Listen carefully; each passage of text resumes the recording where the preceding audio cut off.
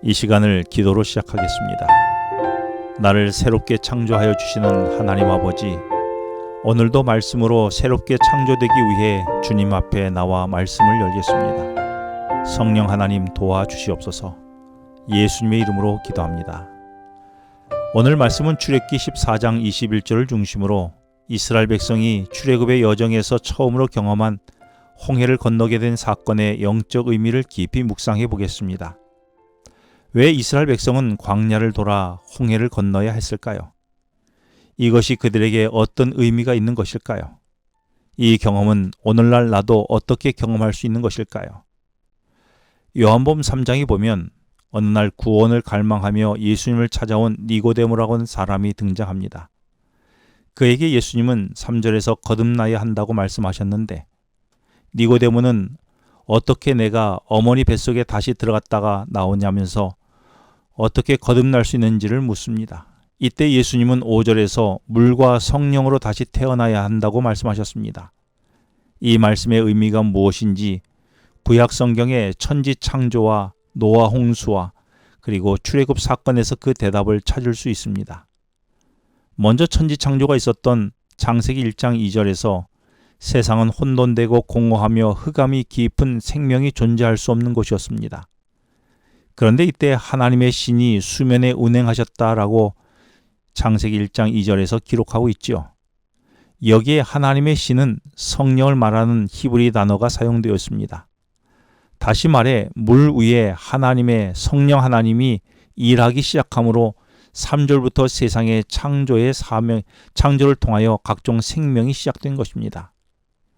니고데모는 창세기를 펼치자마자 천지 창조가 성령께서 물 위에 운행하심으로 지구 창조가 이루어졌음을 깨닫게 되며 예수님이 말씀한 물과 성령으로 거듭나야 한다는 말이 무슨 뜻인지를 알게 되었습니다.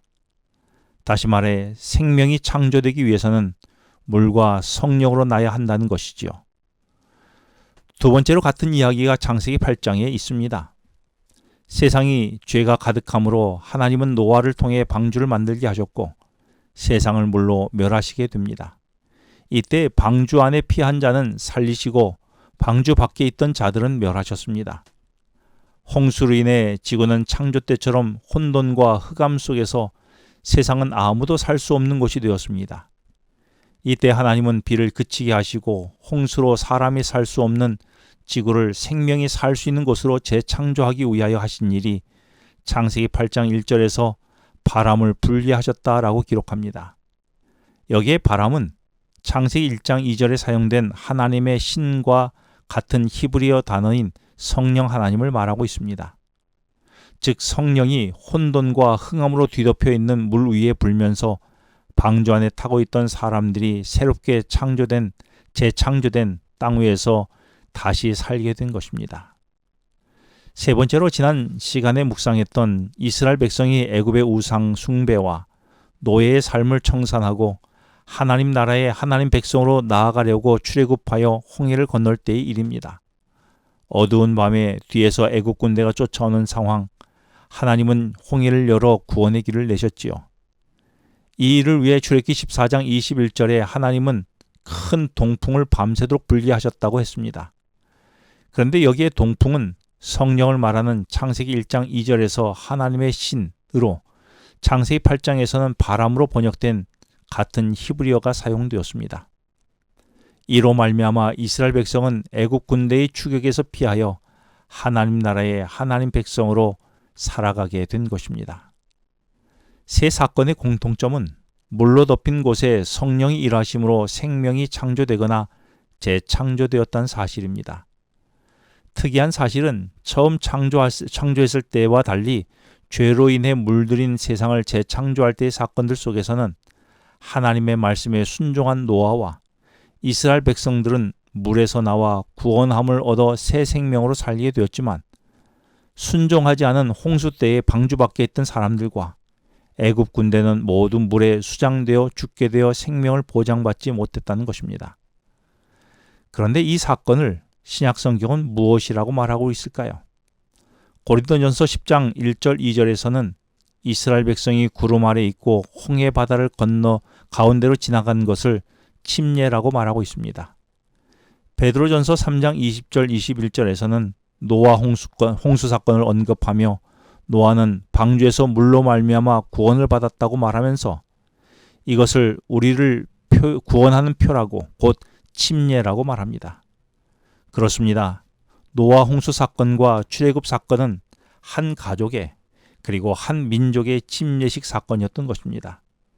침례를 받은 노아 식구와 이스라엘 백성은 구원을 경험했지만 이 외의 사람들은 구원을 경험하지 못하고 다 죽었습니다. 이것이 니고데모에게 말씀하셨던 물과 성령으로 거듭나는 침례가 갖고 있는 의미인 것입니다. 그런데 창조 사건을 이야기하는 베드로후서 3장 3절로 5절에서는 침례라는 언급이 없습니다. 왜냐하면 침례는 죄가 들어온 다음에 필요했기 때문입니다. 마태복음 3장에서 예수님은 침례를 받으셨고 물에서 올라오시면서 비둘기 같은 성령이 임하는 모습으로 본을 보이셨습니다.